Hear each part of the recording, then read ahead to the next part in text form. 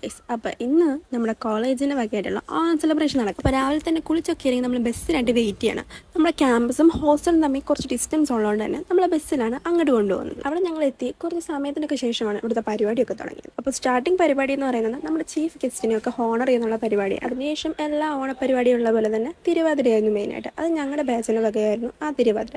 പെട്ടെന്നുള്ളൊരു Onam celebration ആയതുകൊണ്ട് തന്നെ നമുക്ക് നല്ല രീതിക്കൊന്നും ഇത് പഠിക്കാൻ പറ്റില്ല. തട്ടിക്കൂട്ട് രീതിയിൽ നല്ല രീതിക്ക് ഒരു തിരുവാതിരയാണ് നമ്മളോട് ചെയ്തത്. അതിനുശേഷം ഓരോ ഡാൻസായിട്ട് സ്റ്റാർട്ടാക്കത്തുള്ളൂ.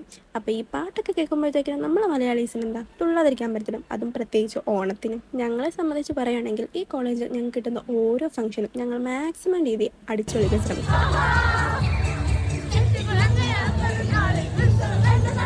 അതൊക്കെ ഒരു സൈഡിലോട്ട് ഒതുങ്ങിയപ്പോഴത്തേക്കും ഞങ്ങൾ നേരെ വിട്ടത് സദ്യ കഴിക്കാൻ വേണ്ടിയിട്ടായിരുന്നു. കാരണം ഞങ്ങൾക്ക് ഇത് കഴിഞ്ഞിട്ട് ചെന്നൈക്ക് പോകാനുണ്ട്. അങ്ങനെ ഒരു അടിപൊളി ഓണ സദ്യയ്ക്ക് ശേഷം ഞങ്ങൾ നേരെ ബസ്സിൽ കയറി ഹോസ്റ്റലിലേക്ക് വിട്ടു. സാധാരണ ഓണം സെലിബ്രേഷൻ കഴിയുമ്പം എല്ലാവരും വീട്ടിലേക്കാണ് പോകുന്നത്. പക്ഷെ ഞങ്ങളുടെ കാര്യത്തിൽ അതല്ല. അപ്പോൾ ഇന്നത്തേക്ക് എത്രയും ബൈ.